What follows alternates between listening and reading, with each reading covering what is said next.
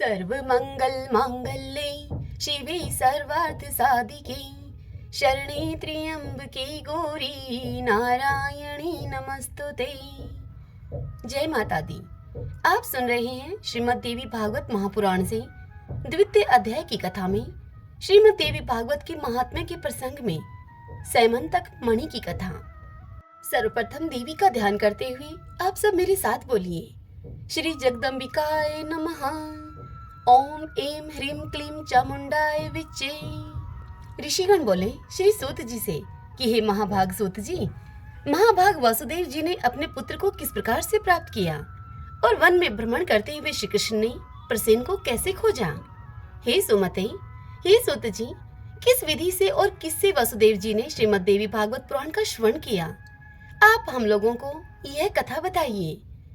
यह सुनकर सूत जी बोले समस्त मुनिवरों से कि भोजवंशी सत्राजित द्वारकापुरी में आनंद पूर्वक निवास करता हुआ सूर्य की आराधना में तत्पर रहा करता था। वह सूर्य का परम भक्त एवं उनका मित्र था। कुछ समय के बाद सूर्यदेव उसके ऊपर प्रसन्न हो गए और उन्होंने उसे अपने लोक का दर्शन करवाया। उसकी भक्ति तथा प्रेम से अत्यंत प्रसन्न हुए भगवान सूर्य ने सत्राजित को सैमंतक मणि दे दी और उस मणि को अपने गले में धारण किए हुए वह द्वारका आ गया। उसे देखकर मणि के तेज से भ्रमित नागरिकों ने सत्राजित को सूर्य समझकर सुधर्मा नामक अपनी सभा में विराजमान श्री कृष्ण के पास पहुंचकर श्री कृष्ण से कहा कि हे जगतपते, आपके दर्शन की अभिलाषा से भगवान सूर्य स्वयं आपके पास आ रहे हैं। यह बात सुनकर सभा में श्री कृष्ण हंसकर उनसे बोले। नागरिकों से भगवान श्री कृष्ण ने कहा, हे बाल स्वभाव नागरिकों, ये सूर्य भगवान नहीं है बल्कि सत्राजित है, जो कि स्वयं सूर्य के द्वारा प्रदत्त सैमंतक मणि से दीप्तिमान होता हुआ यहाँ पर आ रहा है। उसके पश्चात ब्राह्मणों को बुलाकर सत्राजित ने स्वस्ति वाचन कराया और भली भांति पूजन करके उस मणि को अपने घर में स्थापित किया। वह मणि जहाँ रहती थी वहाँ किसी प्रकार की महामारी, दुर्भिक्ष तथा भूकंप आदि प्राकृतिक संकट इन सब का भय उत्पन्न नहीं होता था। और उस मणि की एक विशेषता यह भी थी कि वह मणि नित्य ही 8 बार स्वर्ण दिया करती थी। तदंतर एक दिन सत्राजित के भाई प्रसेन ने उस मणि को अपने गले में धारण किया। सिंधु देशीय घोड़े पर सवार होकर आखेट के लिए वन की ओर उसने प्रस्थान किया। वहां वन में किसी सिंह ने उसे देखा और घोड़े के सहित प्रसेन को मारकर उस सिंह ने वह मणि स्वयं ले ली। इसके बाद महाबली ऋक्षराज जामवान ने मणि को धारण करने वाले उस सिंह को अपनी गुफा के द्वार पर देखकर और उसे मारकर मणि सिंह से स्वयं ले ली। पराक्रमी ऋक्षराज ने वह मणि खेलने के लिए अपने पुत्र को दे दी और वह बालक भी उस प्रदीप्त मणि को पाकर उसके साथ अब खेलने लगा। कुछ काल व्यतीत होने पर प्रसेन के वापस न लौटने पर सत्राजित अत्यंत ही दुखी हुआ और सोचने लगा कि मणि लेने की इच्छा से न जाने किसने प्रसेन को मार डाला है। इसी बीच द्वारकापुर में नागरिकों की पारस्परिक बातचीत से किसी प्रकार यह किंवदंती फैल गई कि मणि के लोभ के वशीभूत श्री कृष्ण ने ही प्रसेन का वध किया है। श्री कृष्ण ने भी जब अपने विषय में अपयश की यह बात सुनी तो उन्होंने अपने ऊपर लगे हुए कलंक के परिमार्जन के लिए प्रसेन के अन्वेषणार्थ नागरिकों के साथ प्रस्थान किया। अर्थात भगवान श्री कृष्ण ने नागरिकों को साथ में लेकर प्रसेन को खोजने के लिए वह निकल पड़े। वन में पहुंचने पर श्री कृष्ण ने सिंह के द्वारा मारे गए प्रसेन को देखा। तदंतर गिरे हुए रक्त बिंदुओं से चिन्हित मार्ग का अनुसरण करके सिंह को खोजते हुए वे श्री कृष्ण कुछ दूर गए। इसके पश्चात एक गुफा के द्वार पर मरे हुए सिंह को देखकर भगवान श्री कृष्ण करुणायुक्त वाणी में नागरिकों से बोले कि मणि का हरण करने वाले को खोजने के लिए मैं इस गुफा के भीतर प्रवेश कर रहा हूँ। जब तक मैं वापस न आ जाऊं तुम लोग यहीं द्वार पर ही ठहरो। वे समस्त द्वारकावासी भगवान श्री कृष्ण से बोले कि ठीक है, और ऐसा बोलकर वहीं पर वे सब ठहर गए और श्री कृष्ण गुफा के भीतर प्रविष्ट हुए जहाँ पर कि जामवान का घर था। तत्पश्चात वहां पहुंचने पर श्री कृष्ण ने ऋक्षराज के पुत्र को मणि धारण किए हुए देखकर मणि को उससे छीनना चाहा। इस पर उस बालक की धात्री, उस बालक की माता भयभीत होकर चिल्लाने लगी। तब धात्री की आवाज को सुनकर जामवान तुरंत ही वहां पर आ गया और अपने पूर्व स्वामी श्री कृष्ण के साथ दिन रात निरंतर युद्ध करने लगा। इस प्रकार उन दोनों के बीच 27 दिनों तक भयंकर युद्ध हुआ। इधर द्वारकावासी गुफा के द्वार पर 12 दिनों तक तो श्री कृष्ण के आगमन की प्रतीक्षा करते हुए वहीं पर ठहरे रहे, किंतु इसके बाद वे सभी नागरिक भयभीत होकर अपने अपने घर को चले गए और वहां पहुंचकर उन्होंने लोगों से सारा वृतांत कह सुनाया। द्वारकापुरी के सभी नागरिक यह सब सुनकर सत्राजित की भर्त्सना करते हुए अत्यंत ही शोक विह्वल हो गए।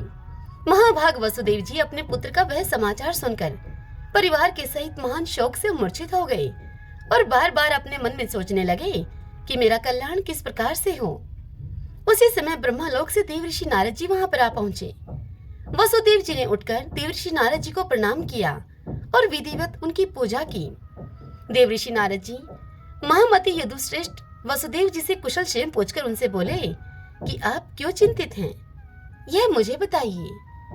तब वसुदेव जी नारद जी से बोले कि मेरा अतिशय प्रिय पुत्र श्री कृष्ण प्रसेन को खोजने के लिए द्वारका के नागरिकों के साथ वन में गया था, जहाँ पर कि उसने प्रसेन को मरा हुआ देखा।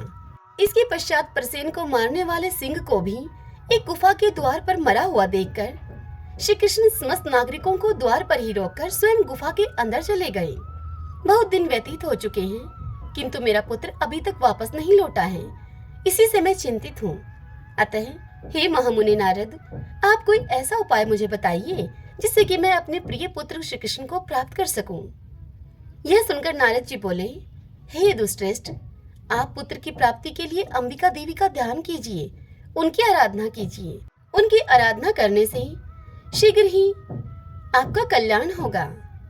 यह सुनकर वसुदेव जी नारद जी से बोले कि हे भगवान, वे देवी कौन है, वे महेश्वरी किस प्रकार के प्रभाव वाली हैं तथा उनकी आराधना किस प्रकार से की जाती है। हे देवऋषि नारद, कृपा करके मुझे यह बताइए। तब नारद जी वसुदेव जी से बोले, हे महाभाग वसुदेव, देवी के अतुलित महात्म्य का विस्तार पूर्वक वर्णन करने में भला कौन समर्थ है। अतः मैं संक्षेप में ही आपसे यह कह रहा हूँ, आप उस वर्णन को सुने।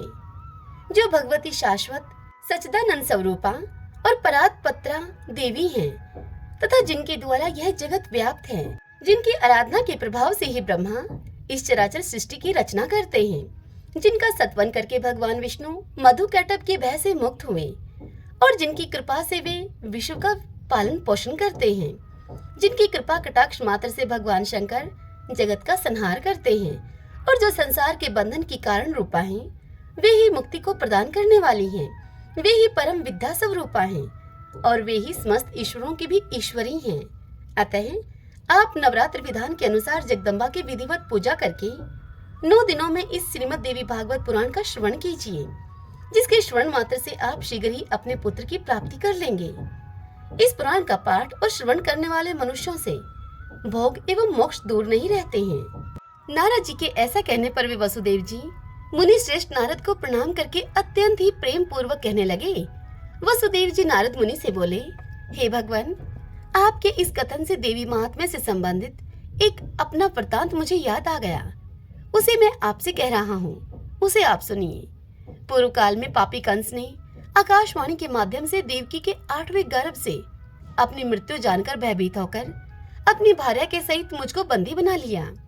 तदंतर मैं अपनी पत्नी देवकी के साथ कारागार में रहने लगा और पापी कंस भी मेरे पैदा होने वाले पुत्रों को एक एक करके मारता रहा। इस प्रकार जब कंस के द्वारा मेरे 6 पुत्र मार डाले गए, तब मेरी निर्दोष भार्या देवी देवकी अत्यंत ही शोक विह्वल हो उठी और दिन रात दुखी रहने लगी। तत्पश्चात गर्ग मुनि को बुलाकर उनका अभिवादन तथा पूजन करके पुत्र प्राप्ति की कामना से मैंने उनसे देवकी का दुख बताकर उनसे कहा कि हे भगवान, हे दया सिंधु, हे मुनिवर, आप यदुकुल के गुरु हैं, अतः मुझे आयुष्मान पुत्र की प्राप्ति का कोई उपाय बतलाइए। इसके अनंतर दयानिधान गर्ग जी प्रसन्न होकर मुझसे कहने लगे। मुनि गर्ग जी मुझसे बोले कि हे महाभाग वसुदेव, अब आप उस सर्वश्रेष्ठ साधन को सुनिए जो भगवती दुर्गा अपने भक्तों की दुर्गति का विनाश कर देती हैं। आप उन कल्याणकारी देवी की आराधना कीजिए, इससे शीघ्र ही आपका कल्याण होगा, क्योंकि उनकी आराधना से सभी लोगों की समस्त कामनाएं पूर्ण हो जाती हैं। दुर्गा की उपासना करने वाले मनुष्यों के लिए संसार में कुछ भी दुर्लभ नहीं है। गर्ग मुनि के ऐसा कहने पर मैं बड़ा ही प्रसन्न हो गया और अपनी पत्नी के सहित मुनि श्रेष्ठ गर्ग को परम श्रद्धा पूर्वक प्रणाम करके दोनों हाथ जोड़कर मैंने उनसे कहा। वसुदेव जी बोले गर्ग मुनि से कि हे भगवान, हे करुणा सागर, हे गुरु, यदि आप मुझ पर स्नेह रखते हैं तो आप ही मेरे कल्याण के निमित्त उन भगवती चंडिका की आराधना कर दें। मैं तो कंस के घर में बंदी रहने के कारण कुछ भी कर सकने में समर्थ नहीं हूँ। अतः हे महामते गर्ग, अब आप ही इस दुख सागर से मेरा उद्धार कीजिए। मेरे इस प्रकार कहने पर वे मुनिश्रेष्ठ प्रसन्न होकर मुझसे बोले कि हे वसुदेव, आपकी प्रीति के कारण मैं आपका कल्याण करूंगा। मेरे द्वारा प्रीति पूर्वक प्रार्थना किए जाने के उपरांत गर्ग मुनि देवी दुर्गा की आराधना की इच्छा से ब्राह्मणों के साथ विंध्य पर्वत पर चले गए और वहां पर जाकर जप एवं पाठ में तत्पर रहते हुए गर्ग मुनि जगत की मात्र स्वरूपा और भक्तों की कामनाओं को पूर्ण करने वाली भगवती की आराधना करने लगे। जब पूजन आदि अनुष्ठानों की समाप्ति के पश्चात एक आकाशवाणी हुई। आकाशवाणी ने कहा गर्ग मुनि से कि हे मुने, मैं प्रसन्न हो गई हूँ, इसलिए तुम्हारे कार्य की सिद्धि होगी। समस्त प्रकार के पाप एवं अनाचार स्वरूप पृथ्वी के भार का नाश करने के लिए मुझसे प्रेरणा प्राप्त करके स्वयं भगवान विष्णु अपने अंश से वसुदेव के भार्या देवकी के गर्भ से अवतार लेंगे और फिर कंस के भय से वसुदेव जी उस शिशु को लेकर शीघ्र ही गोकुल में नंद के घर पहुंचा देंगे और वहां से यशोदा की कन्या को लाकर अपने घर में राजा कंस को दे देंगे। तब कंस उस कन्या को मारने के लिए उसे पृथ्वी पर पटक देगा। तदंतर उसके हाथ से छुटकर मेरी अंश स्वरूपा वह कन्या तत्क्षण अलौकिक रूप धारण करके विंध्य पर्वत पर चली जाएगी और निरंतर जगत का कल्याण करेगी। इस प्रकार उस आकाशवाणी को सुनकर गर्ग मुनि भगवती जगदम्बा को प्रणाम करके प्रसन्न मन से मथुरापुरी वापस आ गए। आचार्य गर्ग के मुख से महादेवी के वरदान की बात को सुनकर मैं अपनी पत्नी के सहित अत्यंत ही प्रसन्न हुआ और परम आनंद विभोर हो उठा। तभी से मैं देवी के अति उत्तम महात्म्य को जान रहा हूँ। हे देव ऋषि नारद, आज भी आपके मुखारविंद से मैंने वही देवी महात्म्य सुना है। अतः हे प्रभु, अब आप ही मुझे श्रीमद देवी भागवत सुनाइए। हे दया निधान, मेरे सौभाग्य से ही आप यहाँ पधारे हुए हैं। वसुदेव जी का यह वचन सुनकर प्रसन्न मन वाले नारद जी ने शुभ दिन एवं शुभ नक्षत्र में श्रीमद देवी भागवत की कथा आरंभ की। कथा में आने वाले विघ्न बाधाओं के शमनार्थ ब्राह्मण देवी के नवा अक्षर ओम ऐं ह्रीं क्लीं चामुंडाय विचे इस मंत्र का जप तथा मार्कंडी पुराण में वर्णित देवी स्तोत्र का पाठ करने लगे। प्रथम स्कंद के आरंभ से ही वसुदेव जी देव ऋषि नारद के मुख से निःशर्त अमृत स्वरूप श्रीमद देवी भागवत पुराण का भक्ति पूर्वक श्रवण करने लगे। 9वें दिन कथा की समाप्ति होने पर महामनस्वी वसुदेव जी ने श्रीमद देवी भागवत ग्रंथ एवं कथावाचक दोनों की प्रसन्नता पूर्वक पूजा की। उधर कंदरा में श्री कृष्ण तथा जामवान के बीच चल रहे युद्ध में श्री कृष्ण के मुष्टि प्रहारों से जामवान का शरीर अत्यंत ही स्थिर पड़ गया था। उसी समय जामवान को भी पूर्व काल की घटनाएं याद आ गई और फिर जामवान ने भगवान श्री कृष्ण को परम भक्ति के साथ प्रणाम करके अपने अपराध के लिए क्षमा याचना करते हुए भगवान श्री कृष्ण से कहा कि अब मुझे ज्ञात हो गया है कि आप रघुश्रेष्ठ श्री राम ही हैं, जिनके भयंकर कोप से सागर और लंका नगरी दोनों ही शुद्ध हो गए थे और रावण अपने बंधु बांधवों के सहित मारा गया था। हे श्री कृष्ण, वे राम आप ही हैं, अतः मेरी दृष्टता को आप क्षमा करें। मैं आपका सर्वथा सेवक हूँ, अतएव मेरे योग्य जो भी कार्य हो उसके लिए मुझे आप आदेश कीजिए। जामवान का यह वचन सुनकर जगतपति श्री कृष्ण उनसे बोले कि हे ऋक्षराज, हे जामवान, मणि प्राप्त करने के लिए ही हम लोग इस कंदरा में आए हुए हैं। तत्पश्चात ऋक्षराज जामवान ने श्री कृष्ण की विधिवत पूजा करके समयंतक मणि तथा अपनी पुत्री जामवती को उन्हें प्रसन्नता पूर्वक अर्पित कर दिया। श्री कृष्ण ने जामवती को पत्नी के रूप में अंगीकार करके मणि को गले में धारण कर लिया और ऋक्षराज जामवान से विदा लेकर वे द्वारकापुरी के लिए प्रस्थित हुए। उधर द्वारका में उदार हृदय श्री वसुदेव जी ने श्रीमद देवी भागवत पुराण कथा की समाप्ति के दिन ब्राह्मणों को भोजन कराया और नाना विधि दक्षिणाओं से उनको संतुष्ट किया। जिस समय वे ब्राह्मण वसुदेव जी को आशीर्वचन प्रदान कर रहे थे, उसी समय भगवान श्री कृष्ण मणि धारण किए हुए पत्नी जामवती के साथ वहां पर आ पहुंचे। भार्या के सहित भगवान श्री कृष्ण को देखकर वसुदेव जी तथा उपस्थित जन समूह की आंखें हर्ष तिरेक के अश्रु से परिपूर्ण हो गई और वे परम आनंदित हुए। देव ऋषि नारद जी भी श्री कृष्ण के आगमन से हर्षित हुए और उन्होंने वसुदेव जी तथा श्री कृष्ण से विदा लेकर ब्रह्मा सभा के लिए प्रस्थान किया। जो मनुष्य निष्कपट भक्ति एवं शुद्ध हृदय से भगवान के इस विख्यात एवं कलंक नाशक चरित्र का पाठ एवं श्रवण करता है, वह पूर्ण सुखी हो जाता है। जगत में सभी की मनोकामनाएं पूर्ण हो जाती हैं तथा मृत्यु के अनंतर वह मोक्ष पद को प्राप्त करता है। इतनी कथा सुनाकर सूत जी मुनियों से बोले कि हे मुनिवरों, अब आप लोग एक अन्य इतिहास को सुनिए जिसमें इस देवी भागवत के महात्म्य का वर्णन किया गया है। एक बार कुंभ योनि लोपा मुद्रापति महर्षि अगस्त्य जी ने कुमार कार्तिकेय के पास जाकर उनकी भली भांति पूजा करके उनसे विविध प्रकार की बातें पूछी। भगवान कार्तिकेय ने दान, तीर्थ, व्रत आदि के महात्म्य से परिपूर्ण अनेक कथाओं का वर्णन उनसे किया। उन्होंने वाराणसी, मणिकर्णिका, गंगा तथा अनेक तीर्थों के महात्म्य का अत्यंत विस्तार पूर्वक उनसे वर्णन किया। उस वर्णन को सुनकर अगस्त्य मुनि परम प्रसन्न हुए और उन्होंने महातेज संपन्न कुमार कार्तिकेय से लोक कल्याण के लिए पुनः पूछा। अगस्त्य जी कार्तिकेय से बोले कि हे तारक रिपु, हे भगवान, हे प्रभु, आप मुझे देवी भागवत के महात्म्य तथा उसके श्रवण की विधि बतलाइए। श्रीमद् देवी भागवत नामक पुराण सभी पुराणों में अति श्रेष्ठ है, जिसमें तीनों लोकों की जननी साक्षात सनातनी भगवती की महिमा गाई गई है। यह सुनकर कार्तिकेय बोले कि हे ब्राह्मण, श्रीमद् देवी भागवत के महात्म्य को विस्तार पूर्वक कहने में भला कौन समर्थ है। मैं इस विषय में संक्षेप में तुमसे कहूंगा, आप उसे सुनिए। जो शाश्वती सच्चिदानंद स्वरूपा भोग और मोक्ष को प्रदान करने वाली जगदम्बा हैं, वे स्वयं इस पुराण में विराजमान रहती हैं।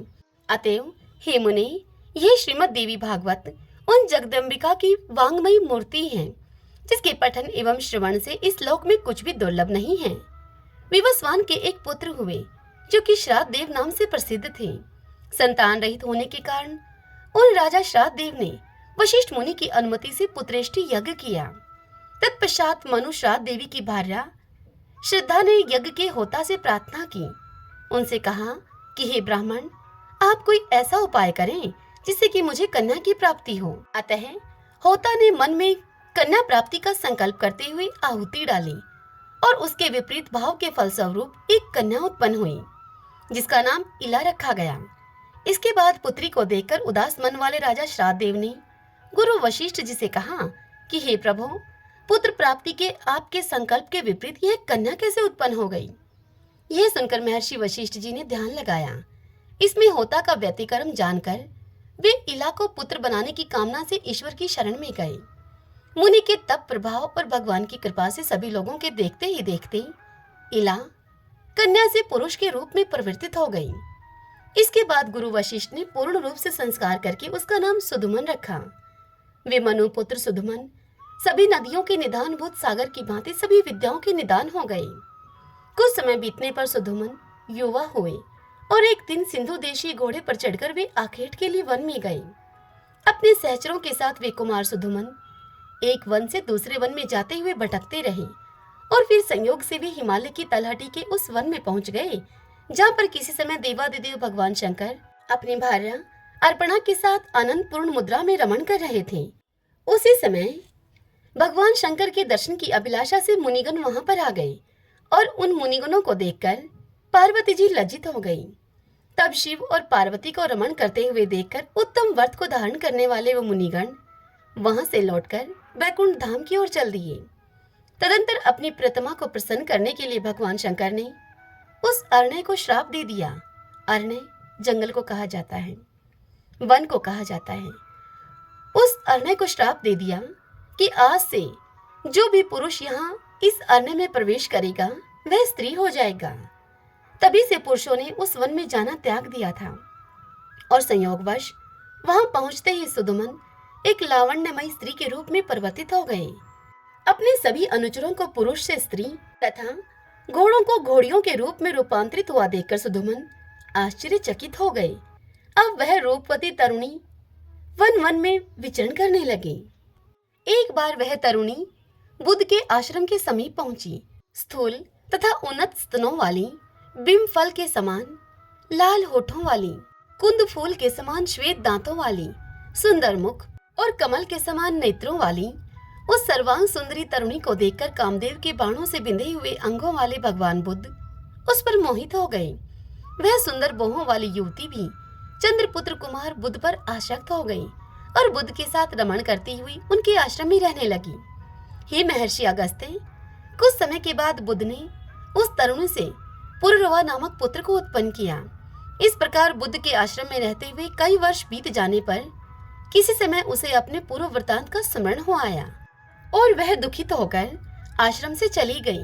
इसके बाद गुरु वशिष्ठ के आश्रम में पहुंचकर उनको प्रणाम किया उसने और सारा वृतांत कहकर पुरुष तव की कामना करती हुई वह उनकी शरणागत हो गई।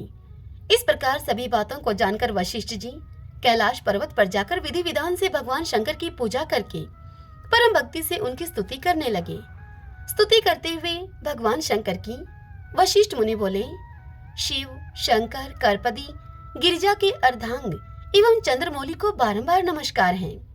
मृड, सुखदाता, कैलाशवासी, नीलकंठ, भक्तों को भोग और मोक्ष को प्रदान करने वाले आपको नमस्कार है। शिव, शिव स्वरूप, शरणागत भयहारी, वृषभ वाहन, शरणदाता परमात्मा को नमस्कार है। सर्जन, पालन तथा संहार के समय ब्रह्मा, विष्णु तथा महेश्वर रूपधारी, देवादिदेव वरदायक तथा त्रिपुरारी को मेरा नमस्कार है। यज्ञ रूप और याजकों के फलदाता को बारंबार नमस्कार है। आप गंगाधर, सूर्य, चंद्र, अग्नि स्वरूप त्रिनेत्र को मेरा नमस्कार है। इस प्रकार मुनि वशिष्ठ के द्वारा स्तुति किए जाने पर करोड़ों सूर्य सदृश प्रभा से युक्त एवं भगवती पार्वती के साथ नंदी पर आरूढ़ होकर वे जगतपति भगवान शंकर प्रकट हो गए। चांदी के पर्वत के समान प्रभाव वाले त्रिनेत्रधारी भगवान चंद्रशेखर शरण में आए हुए मुनि श्रेष्ठ वशिष्ठ जी से अत्यंत ही प्रसन्न होकर उनसे बोले, श्री भगवान शंकर ने महर्षि वशिष्ठ जी से कहा कि हे विप्र ऋषि, आपके मन में जो भी इच्छा हो वह वर मुझसे मांगिए। भगवान शंकर के इस प्रकार कहने पर गुरु वशिष्ठ ने उनको प्रणाम करके इला की पुरुषत्व प्राप्ति के लिए उनसे प्रार्थना की। इसके बाद प्रसन्न होकर शंकर जी ने मुनि श्रेष्ठ वशिष्ठ जी से कहा कि 1 मास तक वह पुरुष रूप में तथा 1 मास तक वह नारी के रूप में रहेगी। इस प्रकार शिवजी से वरदान प्राप्त करके महर्षि वशिष्ठ जी ने वर प्रदान करने के लिए सदा ही उत्सुक रहने वाली जगदम्बिका पार्वती को प्रणाम किया। करोड़ों चंद्रमा की कला कांति से युक्त था सुंदर मुस्कान वाली भगवती की सम्यक पूजा करके सदा के लिए इला की पुरुषत्व प्राप्ति की कामना से वशिष्ठ जी श्रद्धा पूर्वक उन भगवती की स्तुति करने लगे। स्तुति करते हुए वशिष्ठ जी बोले कि हे देवी, हे महादेवी, हे भक्तों पर कृपा करने वाली भगवती, आपकी जय हो। हे समस्त देवों की आराध्य स्वरूपा और अनंत गुणों की आगार, आपकी जय हो। हे देवेश्वरी, हे शरणागत वत्सले, आपको बारंबार नमस्कार है। हे दुखारणी, हे दुष्ट दानवों का नाश करने वाली भगवती, आपकी जय हो। हे भक्ति से प्राप्त होने वाली भगवती, हे महामाये, हे जगदम्बिके, हे भवसागर से पार उतारने के लिए नौका स्वरूप चरण कमल वाली, आपको नमस्कार है। आपके चरण कमलों की सेवा से ही ब्रह्मा, विष्णु और महेश आदि समस्त देवता विश्व के सर्जन, पालन तथा संहार हेतु सामर्थ्य को प्राप्त करते हैं। पुरुषार्थ चतुष्टय अर्थात धर्म, अर्थ, काम और मोक्ष को प्रदान करने वाली हे देवेश्वरी, आप प्रसन्न हो। हे देवी, आपकी स्तुति करने में भला कौन समर्थ है, अतः मैं आपको केवल प्रणाम कर रहा हूँ। महर्षि वशिष्ठ जी के द्वारा इस प्रकार भक्ति भाव से स्तुति किए जाने पर नारायणी पराम्बा दुर्गा भगवती तत्काल ही प्रसन्न हो गई। तदंतर भगत जनों का दुख दूर करने वाली महादेवी ने मुनि वशिष्ठ जी से कहा, हे मुनि श्रेष्ठ, आप सुधुमन के घर जाकर भक्ति पूर्वक मेरी पूजा करें। हे द्विश्रेष्ठ, सुधुमन को 9 दिनों में मुझे प्रसन्नता प्रदान करने वाले श्रीमद देवी भागवत पुराण का प्रेम पूर्वक श्रवण कराइए। इसके श्रवण मात्र से उसे सर्वदा के लिए पुरुषत्व की प्राप्ति हो जाएगी। ऐसा कहकर भगवती पार्वती तथा भगवान शंकर अंतर्ध्यान हो गए। इसके बाद वशिष्ठ जी उस दिशा को नमस्कार करके अपने आश्रम को लौट आए और सुधुमन को बुलाकर उन्होंने देवी की आराधना करने के लिए सुधुमन को आदेश दिया। अश्विन मास के शुक्ल पक्ष में जगदम्बा की विधिवत पूजा करके वशिष्ठ जी ने राजा को नवरात्र विधान के अनुसार श्रीमद देवी भागवत पुराण सुनाया। इस प्रकार अमृत स्वरूप श्रीमद देवी भागवत पुराण को भक्ति पूर्वक सुनकर और गुरु वशिष्ठ का पूजन वंदन करके सुधुमन ने सदा के लिए पुरुषों को प्राप्त कर लिया। महर्षि वशिष्ठ जी ने सुधुमन का राज्य अभिषेक किया और वे प्रजाओं को प्रसन्न रखते हुए धर्म पूर्वक भूमंडल पर शासन करने लगे। सुधुमन ने अत्यंत श्रेष्ठ दक्षिणा वाले भांति भांति के यज्ञ किए और अंत में पुत्रों को राज्य का शासन सौंपकर वे देवी लोक को प्राप्त हुए। हे विप्रो, इस प्रकार मैंने आप लोगों को इतिहास के सहित देवी महात्म्य बता दिया है। यदि कोई मनुष्य श्रद्धा भक्ति के साथ इसे पढ़ता अथवा सुनता है तो वह देवी की कृपा से इस लोक में संपूर्ण कामनाओं की प्राप्ति करके अंत में देवी के परम सत्य स्वरूप अलौक्य को प्राप्त कर लेता है। इति श्री स्कंद पुराणे मानस खंडे श्री देवी भागवत महात्म्ये देवी भागवत नवः श्रवण दिलायाहिं पुष्तव प्राप्ति वर्णनम नाम तृतीयो अध्यायः। जय माता दी। भक्तजनों, आज की यह कथा यदि आपको पसंद आई हो तो वीडियो को आप लाइक करें और कमेंट बॉक्स में जय माता दी लिखिए। और इसी के साथ यदि आप मुझे पहली बार सुन रहे हैं तो आप हमारे इस चैनल श्री कृष्ण दीवानी को सब्सक्राइब कर लीजिएगा। बेल आइकन के बटन को भी प्रेस जरूर कीजिएगा ताकि आपको आने वाले नए वीडियोस की जानकारी सबसे पहले मिल सके, सबसे पहले नोटिफिकेशन मिल सके। जय माता दी।